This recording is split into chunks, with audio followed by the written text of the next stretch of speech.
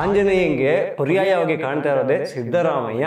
ಪಾಪ ಅದೇನೋ ನೆಲದ ಮೇಲೆ ಓಡಾಡಕ್ಕೆ ತುಂಬಾ ಕಷ್ಟ ಅಂತೆ. ಅವರ ಹಾರಾಟದ ಚಾರ್ಜ್ ಕೋಟಿ ಕೋಟಿ ದಾಟ್ತಾ ಇದೆ. CM PM ಅವರಿಗೆಲ್ಲ ಸಿಕ್ಕಾಪಟ್ಟೆ ಕೆಲಸ ಇರುತ್ತೆ, ಒಪ್ಕೋತೀವಿ.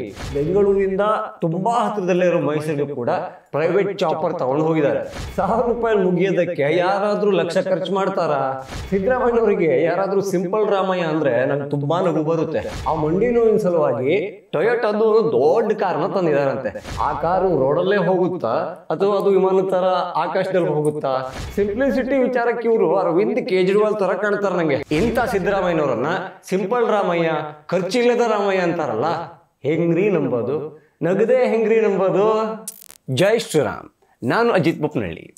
ರಾಮಾಯಣದಲ್ಲಿ ತುಂಬ ಕಥೆಗಳನ್ನು ನಾವು ಕೇಳಿದ್ದೀವಿ. ಅದರಲ್ಲಿ ಒಂದು ವಿಶೇಷವಾಗಿದ್ದ ಕಥೆ ಅಂದರೆ ಈ ಆಂಜನೇಯ ಅಂದರೆ ವಾಯುಪುತ್ರ ಅಂತ ಕರೀತಾರಲ್ಲ, ಯಾವಾಗಲೂ ಆಕಾಶದಲ್ಲೇ ಹಾರಾಡ್ಕೊಂಡು ಹೋಗೋದು, ಸೂರ್ಯನ ಹಿಡಿಯೋ ತನಕ ಎಲ್ಲ ಹೋಗಿ ಬಂದಿದ್ದೆಲ್ಲ ಗೊತ್ತಿದೆ ನಮಗೆ. ಈಗ ರಾಮಾಯಣದ ಕಾಲದಲ್ಲಿ ರಾಮ ಇರುವಾಗ ಆಂಜನೇಯ ಇದ್ದ, ವಾಯುಪುತ್ರ ಆಗಿದ್ದ, ಗಾಳಿಯಲ್ಲಿಯೇ ಓಡಾಡ್ಕೊಂಡಿದ್ದ. ಆದರೆ ಈ ಕಾಲದಲ್ಲಿ, ಅದು ನಮ್ಮ ಕರ್ನಾಟಕದಲ್ಲಿ, ಆಂಜನೇಯಂಗೆ ಪರ್ಯಾಯವಾಗಿ ಕಾಣ್ತಾ ಇರೋದೇ ಸಿದ್ದರಾಮಯ್ಯ.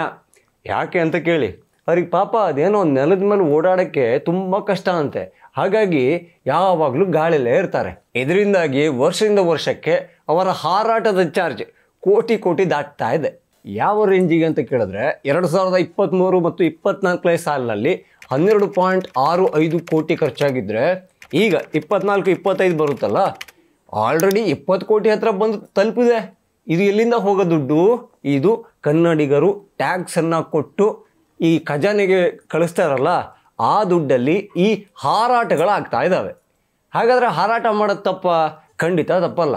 CM PM ಅವರಿಗೆಲ್ಲ ಸಿಕ್ಕಾಪಟ್ಟೆ ಕೆಲಸ ಇರುತ್ತೆ, ಒಪ್ಕೋತೀವಿ. ಆದರೆ ಅವರು ಬಳಸೋದು ಪ್ರೈವೇಟ್ ಚಾಪರ್ಗಳನ್ನು. ಅಂದರೆ ಈಗ ಮೈಸೂರಿಗೆ ಆಗಾಗ ಹೋಗಿ ಬರ್ತಾ ಇರಬೇಕಾಗತ್ತೆ, ಹೇಳಿ ಕೇಳಿ ಅವ್ರಿಗೆ ತವ್ರ ಮನೆ. ಮೈಸೂರಿಗಂತೂ ದಶಪಥ ಮಾಡಿದ್ದಾರೆ, ಸಖತ್ತಾಗಿದೆ ರೋಡು. ಟೋಲ್ ಕಟ್ಟಿ ಹಾಗೆ ಸೀದಾ ಹೋಗಿ. ನಿಮಗಂತೂ ಟೋಲ್ ಕಟ್ಟದೇನೆ ಮೈಸೂರಿಗೆ ಆರಾಮಾಗಿ ಆದಷ್ಟು ಬೇಗ ನಿಮ್ಮ ಒಳ್ಳೆ ಕಾರಲ್ಲಿ ಹೋಗ್ಬೋದು. ಬಟ್ ಸಿದ್ದರಾಮಯ್ಯನವರು ಪಕ್ಕದ ಮೈಸೂರಿಗೆ, ಬೆಂಗಳೂರಿಂದ ತುಂಬ ಹತ್ತಿರದಲ್ಲೇ ಇರೋ ಮೈಸೂರಿಗೆ ಕೂಡ ಪ್ರೈವೇಟ್ ಚಾಪರ್ ತಗೊಂಡು ಹೋಗಿದ್ದಾರೆ. ಅದಕ್ಕೇನೆ ಲಕ್ಷ ಲಕ್ಷ ಖರ್ಚಾಗುತ್ತೆ. ₹1000 ಮುಗಿಯೋದಕ್ಕೆ ಯಾರಾದರೂ ಲಕ್ಷ ಖರ್ಚು ಮಾಡ್ತಾರಾ? ಮಾಡ್ತಾರೆ. ಅದು ಸಿದ್ದರಾಮಯ್ಯನವಂತರ ಸಿಂಪಲ್ ರಾಜಕಾರಣಿಗಳಿಗೆ ಅಧಿಕಾರ ಸಿಕ್ಕಾಗ ಮಾಡ್ತಾರೆ. ಸಿದ್ದರಾಮಯ್ಯನವರಿಗೆ ಯಾರಾದರೂ ಸಿಂಪಲ್ ರಾಮಯ್ಯ ಅಂದರೆ ನಂಗೆ ತುಂಬ ನಗು ಬರುತ್ತೆ. ಯಾಕೆ ಅಂತ ಕೇಳಿ, ಅದೇನೋ ಮಂಡಿ ನೋವು ಶುರುವಾಗಿದೆಯಂತಲ್ಲ, ಅದೇ ವೀಲ್ ಚೇರ್ ಮೇಲೆಲ್ಲ ಕೂತ್ಕೊಂಡು ಓಡ್ತಾ ಇದ್ದಾರಲ್ಲ, ಆ ಮಂಡಿ ನೋವಿನ ಸಲುವಾಗಿ ಟೊಯೋಟದು ದೊಡ್ಡ ಕಾರ್ನ ತಂದಿದ್ದಾರಂತೆ. ಅರೆ, ಆ ಕಾರು ರೋಡಲ್ಲೇ ಹೋಗುತ್ತಾ ಅಥವಾ ಅದು ವಿಮಾನದ ಥರ ಆಕಾಶದಲ್ಲಿ ಹೋಗುತ್ತಾ? ಅಥವಾ ಈ ಬೆಂಗಳೂರಲ್ಲಿ ಮಳೆ ಬಂದಾಗ ಬ್ರ್ಯಾಂಡ್ ಬೆಂಗಳೂರು ಮಾಡಿದಾರಲ್ಲ, ಆಲ್ಮೋಸ್ಟ್ ಬೆಂಗಳೂರು ದ್ವೀಪ ಆಗಿ ಕನ್ವರ್ಟ್ ಆಗುತ್ತಲ್ಲ, ಆ ಟೈಮಲ್ಲಿ ಏನಾದರೂ ಈ ನೀರಲ್ಲಿ ಹೋಗುವಂಥದ್ದೇನಾದರೂ ಕಾರ, ಈ ಯೋಚನೆ ಬಂದಿದೆ. ಯಾಕೆ ಅಂತ ಕೇಳಿ, ಈ ರೋಡ್ಗಳನ್ನು ನೀವು ಸರಿ ಮಾಡ್ದೇನೆ ಯಾವ ಕಾರಲ್ಲಿ ಹೋದರೆ ಏನಂತೆ? ಆ ಜಂಪು, ಆ ಗುಂಡಿ, ಆ ಹೊಂಡ ಎಲ್ಲವೂ ಕೂಡ ಇದ್ದೇ ಇರುತ್ತೆ. ನಿಮಗೆ ಝೀರೋ ಟ್ರಾಫಿಕ್ ಇರುತ್ತೆ. ಹಾಗಾಗಿ ಸ್ವಲ್ಪ ವೇಗವಾಗಿ ಹಾಗೆ ಈ ಒಂದಿಷ್ಟು ರೋಡ್ಗಳನ್ನು ಆರಾಮಾಗಿ ನೋಡಿಕೊಂಡು ಹೋಗ್ಬೋದು. ಬಿಟ್ಟರೆ ಈ ಜನಸಾಮಾನ್ಯರಿಗೆ ಏನಾದರೂ ಆದರೆ ತುಂಬ ಕಷ್ಟ ಆಗುತ್ತೆ. ಸಿದ್ದರಾಮಯ್ಯನವರ ಮಂಡಿ ನೋವಿಗೂ, ಹೊಸ ಕಾರಿಗೂ, ರೋಡಿಗೂ, ಗುಂಡಿಗೂ ಎಲ್ಲಾದರೂ ಲಿಂಕ್ ಸಿಗ್ತಾ ಇದೆಯಾ? ಖಂಡಿತ ಸಿಗಲ್ಲ. ಅವ್ರಿಗೆ ಬೇರೆ ಈ ಮೌಢ್ಯದ ವಿರುದ್ಧ ನಾನು ಅಂತ ಹೇಳ್ಕೊಳ್ಳೋ ಸಿದ್ದರಾಮಯ್ಯನವರು ಒಂದ್ಸಲ ಕಾರ್ ಮೇಲೆ ಕಾಗೆ ಬಂದು ಕೂತಿದ್ದಕ್ಕೆ ಕಾರ್ನೇ ಚೇಂಜ್ ಮಾಡಿಬಿಟ್ಟಿದ್ರು. ಅಂದರೆ ಈ ಊರು ಜನ ಎಲ್ಲ ದೇವರು, ಈ ನಂಬಿಕೆ ಇದನ್ನೆಲ್ಲ ಇಟ್ಕೊಬಿಡಿ ಅಂತ ಹೇಳೋವರು, ಅವರ ಕಾರ್ ಮಾತ್ರ ಅಯ್ಯಯ್ಯೋ ಕಾಗೆ ಮುಟ್ಬಿಡ್ತಲ್ಲ ಅಂತ ಚೇಂಜ್ ಮಾಡಿದ್ರು. ಇಂಥ ಸಿದ್ದರಾಮಯ್ಯನವರನ್ನ ಸಿಂಪಲ್ ರಾಮಯ್ಯ, ಖರ್ಚಿಲ್ಲದ ರಾಮಯ್ಯ ಅಂತಾರಲ್ಲ, ಹೆಂಗ್ರಿ ನಂಬೋದು? ನಗದೇ ಹೆಂಗ್ರಿ ನಂಬೋದು? ಪಕ್ಕದ ಮೈಸೂರು, ಚಿಕ್ಕಬಳ್ಳಾಪುರ, ತುಮಕೂರು ಇಲ್ಲಿಗೇನೆ ಅವರು ಪ್ರೈವೇಟ್ ಚಾಪರ್ ಮಾಡ್ಕೊಂಡು ಹೋಗೋರು ಡೆಲ್ಲಿಗೆ ಪ್ರೈವೇಟ್ ಚಾಪರ್ ಮಾಡ್ಕೊಂಡು ಹೋದರೆ ಎಷ್ಟು ಖರ್ಚಾಗುತ್ತೆ ಏನಾದರೂ ಐಡಿಯಾ ಇದೆಯಾ? ಈ ಐಡಿಯಾವನ್ನು ಈಗ ಡೀಟೇಲ್ಸು ಈ ಸಿದ್ದರಾಮಯ್ಯನವರು ಅಂದರೆ ಮುಖ್ಯಮಂತ್ರಿ ಇಲಾಖೆಯಿಂದನೇ ತೆಗೆಸಲಾಗಿದೆ. ಇದೊಂದು ವಿಚಾರ ಈಗ ಚರ್ಚೆ ಆಗ್ತಾ ಇದೆ. ಇವರೇ ಏನ್ರಿ ಸಿಂಪಲ್ ರಾಮಯ್ಯ, ಬಡವರ ರಾಮಯ್ಯ, ಸಮಾಜವಾದಿ ರಾಮಯ್ಯ ಅಂತ ಎಲ್ಲರೂ ಕೂಡ ಕೇಳ್ತಾ ಇದ್ದಾರೆ. ಸಿಂಪ್ಲಿಸಿಟಿ ವಿಚಾರಕ್ಕೆ ಇವರು ಅರವಿಂದ್ ಕೇಜ್ರಿವಾಲ್ ಥರ ಕಾಣ್ತಾರೆ ನನಗೆ. ಆಯಪ್ಪ ಕೂಡ ಹಾಗೆ, ನಾನು ಸಿಂಪಲ್ಲು, ಸಮಾಜವಾದ, ಎಲ್ಲರೂ ಸರಿಸಮಾನರು, ಎಲ್ರಿಗೂ ಎಲ್ಲದೂ ಸಿಗಬೇಕು, ಈ ಥರದ್ದು ಮಾತಾಡ್ಕೊಂಡ್ಬಂದು ಅಣ್ಣಾ ಹಜಾರೆ ಕೃಪಾ ಕಟಾಕ್ಷದಿಂದ CM ಆದ್ರ, 2 ಟರ್ಮ್ ಇದ್ರ, ಈಗ ಸೋತು ಸುಣ್ಣವಾಗಿ ಮನೆಗೆ ಹೋಗಿದ್ದಾರೆ.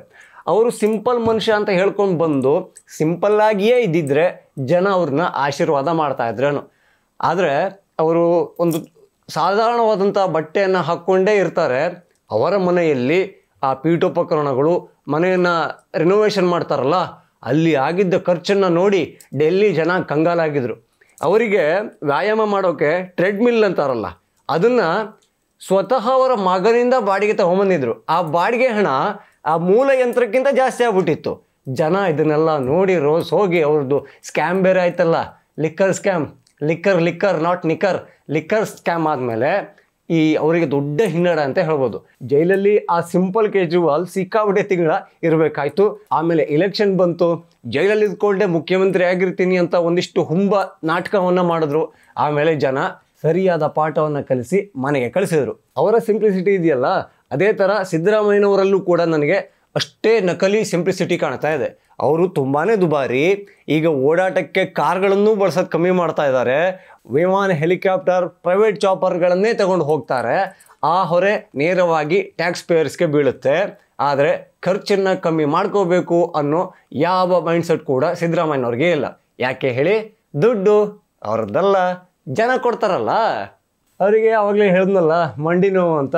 ಸೊ ಹಾಗಾಗಿನೇ ಪಾಪ ಅವರು ಈ ವಿಮಾನಲ್ಲಿ ಓಡಾಡ್ತಾ ಇರ್ಬೋದು, ಅದು ಇದು ಎಲ್ಲ ತುಂಬ ಜನ ಹೇಳ್ಬೋದು. ಆದರೆ ಅವರು ನಮ್ಮ ಏರ್ಪೋರ್ಟ್ಗೆ ಝೀರೋ ಟ್ರಾಫಿಕಲ್ಲಿ ಹೋಗೋ ಒಂದು ಸವಲತ್ತನ್ನು ತಗೋತಾರ. ಅಲ್ಲಿಂದ ವಿಮಾನಗಳು ಡೆಲ್ಲಿಗಾಗಲಿ ಮುಂಬೈಗಾಗಲಿ ಎಲ್ಲಿಗೆ ಬೇಕಾದರೂ ಆಗಲಿ ಸಿಕ್ಕಾಬಿಟ್ಟೆ ಇದೆಯಾ? ಬಿಸ್ನೆಸ್ ಕ್ಲಾಸಲ್ಲೇ ಹೋದರೆ ಲಕ್ಷದ ಒಳಗೇನೆ ಓಡಾಟ ಮುಗ್ದೋಗುತ್ತಾ? ಇದನ್ನೆಲ್ಲ ತಲೆಯಲ್ಲಿ ಇಟ್ಕೋಬೇಕು. ಹಾಗೆ ನಮ್ಮ ಟ್ಯಾಕ್ಸ್ ಪೇಯರ್ಸ್ ದುಡ್ಡನ್ನು ಬೇಕಾಬಿಟ್ಟು ಅನಾವಶ್ಯಕವಾಗಿ ಖಾಲಿ ಮಾಡೋದಕ್ಕೆ ಬ್ರೇಕ್ ಬಿಡಬೇಕಾಗುತ್ತೆ. ಇನ್ನೂ ಒಂದು ಕೇಳೋದು ನಮಗೆ, ಮನೆಯಲ್ಲೇನಾದರೂ ಇವರು ಒಂದು ರೂಮಿಂದ ಇನ್ನೊಂದು ರೂಮಿಗೆ ಹೋಗುವಾಗ ಅಥವಾ ಬಾತ್ರೂಮಿಗೆ ಹೋಗುವಾಗ, ಟೆರಾಸಿಗೆ ವಾಕಿಂಗ್ ಹೋಗುವಾಗ ಇದಕ್ಕೂ ಏನಾದರೂ ಒಂದು ಚಿಕ್ಕ ಹೆಲಿಕಾಪ್ಟರ್ ಆಗಲಿ ವಿಮಾನ ಆಗಲಿ ಇಟ್ಕೊಂಡಿದ್ದಾರಾ? ಗೊತ್ತಿಲ್ಲ. ಇಟ್ಕೊಂಡಿದ್ರೆ ಅವರು ಇಟ್ಕೊಂಡಿದ್ದೀನಿ ಅಂತ ಹೇಳಿದ್ರೆ ನಮಗೆ ಸಂಪೂರ್ಣ ಮಾಹಿತಿ ಸಿಕ್ದಂಗೆ ಆಗುತ್ತೆ. ಜೈ ಶ್ರೀರಾಮ್.